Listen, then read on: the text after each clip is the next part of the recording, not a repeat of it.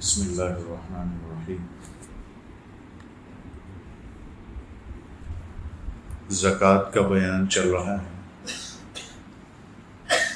کل زکوٰۃ کے لیے 6 شرطیں بیان کی تھیں۔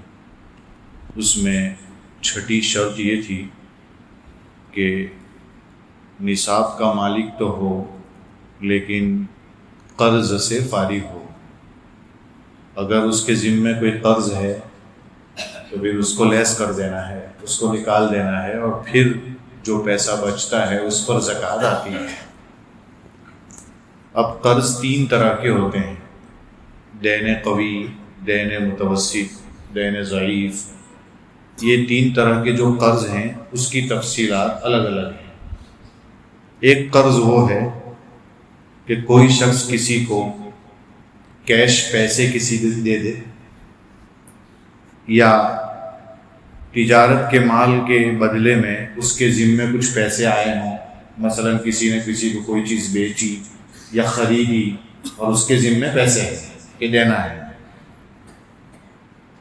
یا اس نے جانور بیچے ہوں اور جانور بیچنے کے بعد اس کے اوپر جو قیمت آئی ہے، اس نے بیچا ہے، سامنے والے کو دینے ہیں وہ پیسے، تو وہ جو پیسے ہیں اس پر تو زکوٰۃ فرض ہے۔ اس پر زکوٰۃ فرض ہے، ہر سال کی زکوٰۃ اس کے مالک پر واجب ہوگی۔ یاد رہے، جو پیسے آپ نے کسی کو دیے ہوئے ہیں قرض کے طور پر، اب اس سے لینے باقی ہیں، تو وہ جو پیسے ہیں اس کو ہر سال گن لے تو اچھا ہے، لیکن اگر ہر سال نہیں گن پاتا تو جب آئیں گے اس کے پاس وہ جتنے سال کے پیسے ہیں وہ سب کی زکوٰۃ اس کو دینی پڑے گی۔ یہ اس کا اصول ہے، اس کو سمجھنے کی کوشش کریں۔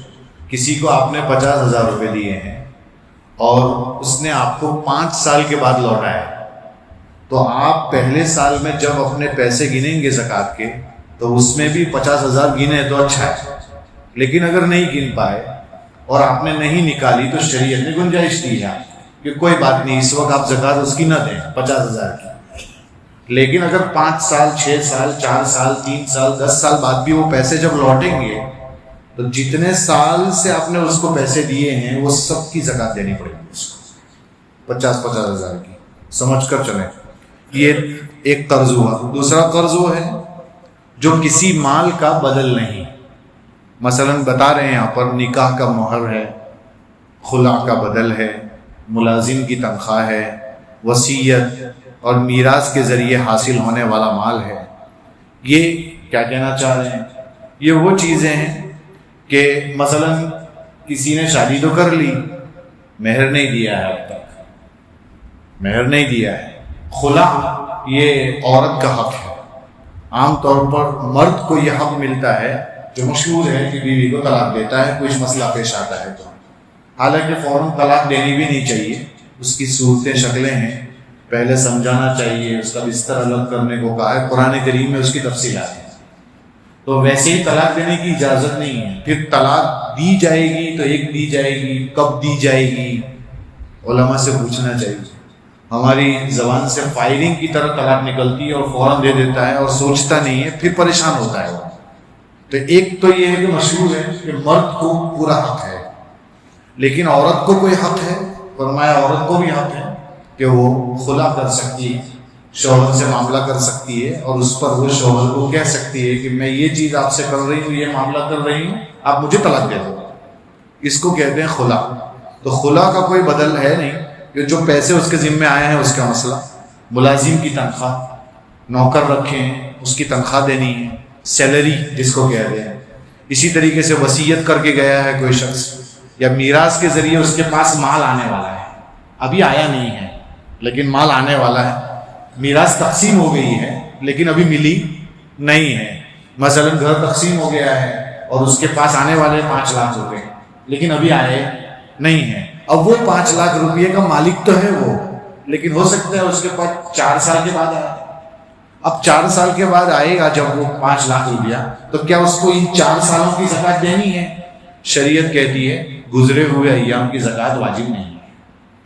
ان مسئلوں میں گزرے ہوئے ایام کی زکوٰۃ واجب نہیں ہے، یہی فتویٰ، اسی پر فتویٰ ہے یہی راجح قول ہے کہ جتنے دن گزر گئے کوئی بات نہیں، جب آئے گا اور پھر اگر سال گزر گیا یا یہ کہ اس کی زکوٰۃ کی تاریخ آ گئی تو ان دنوں میں وہ پیسہ اگر آپ کے پاس ہے تو اس کو بھی گنا جائے گا، کاؤنٹ کیا جائے گا۔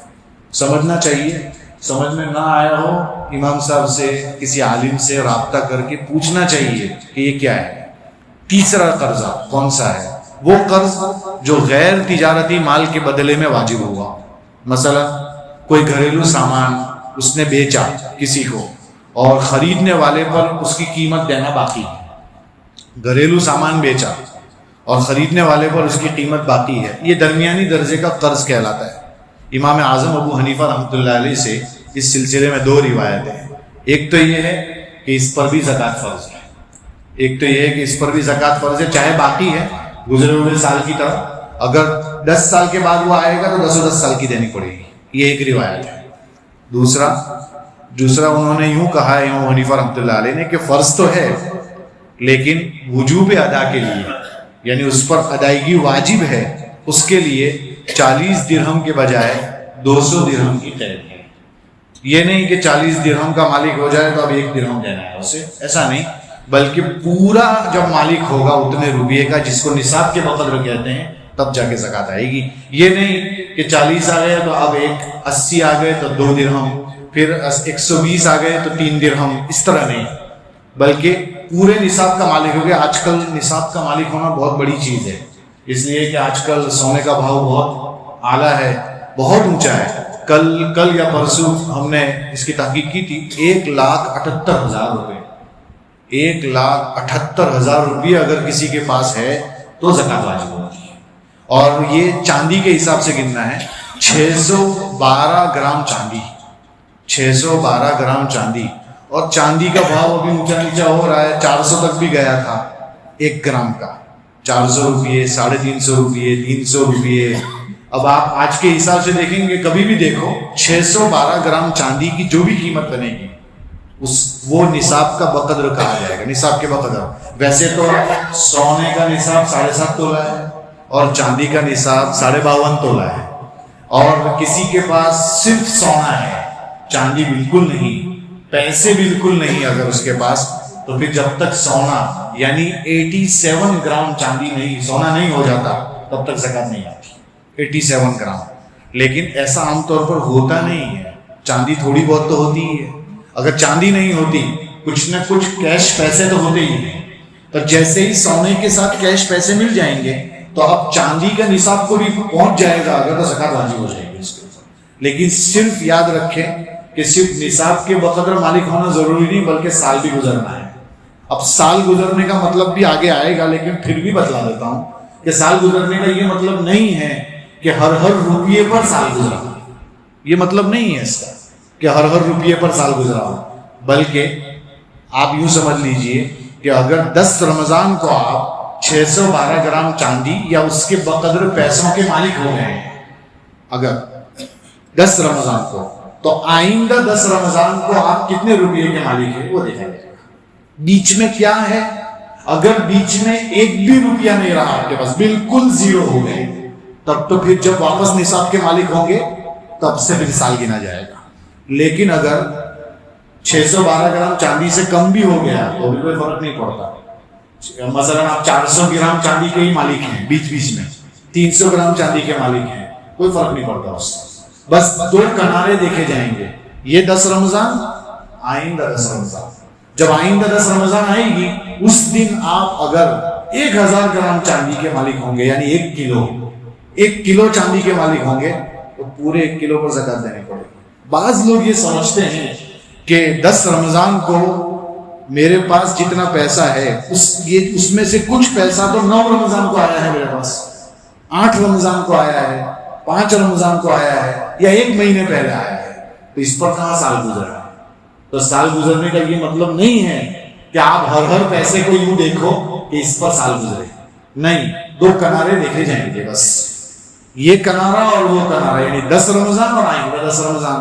آئندہ 10 رمضان کو آپ کے پاس جتنے بھی پیسے ہوں گے، چاہے 9 رمضان کو آپ کے پاس پیسے آئے ہیں 5 لاکھ روپے، تو وہ 5 لاکھ بھی شامل ہوں گے، کاؤنٹ کیے جائیں گے 10 رمضان کو۔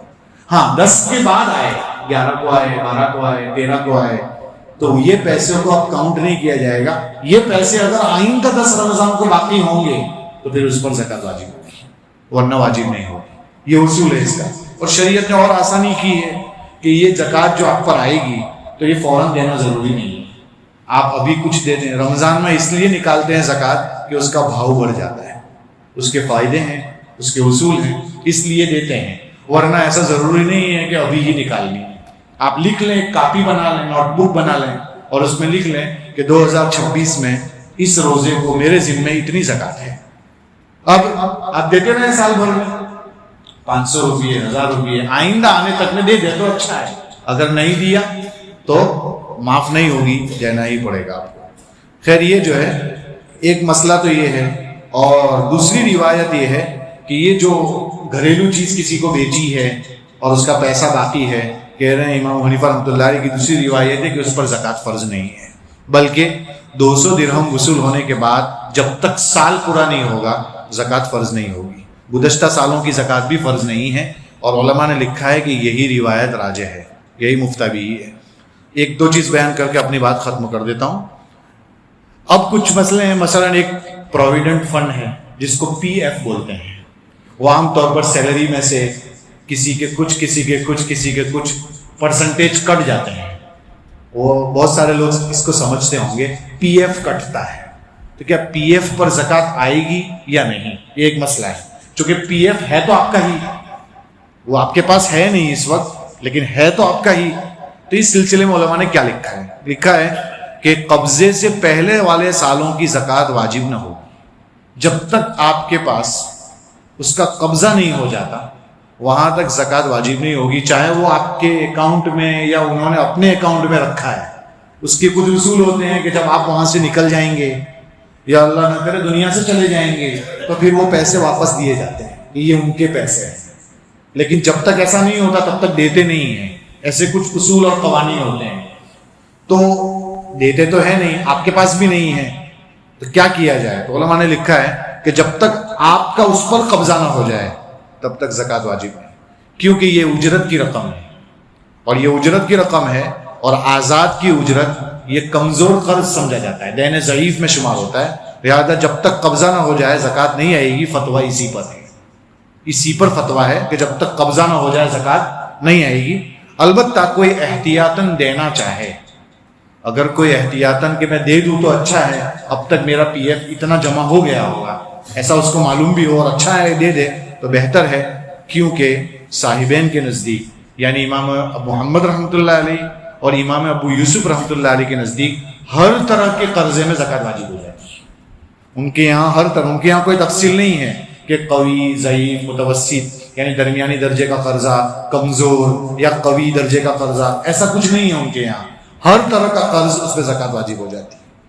خیر ابھی آگے اور بھی ہیں. انشورنس میں کیا مسئلہ آئے گا، پھر لمبی مدت والے قرضے جو ہوتے ہیں جو 5-5 10-10 سال کے ہفتے بھرنے ہوتے ہیں، قسط ہوتی ہے جی، تو وہ اس پہ اس کا کیا مسئلہ ہے.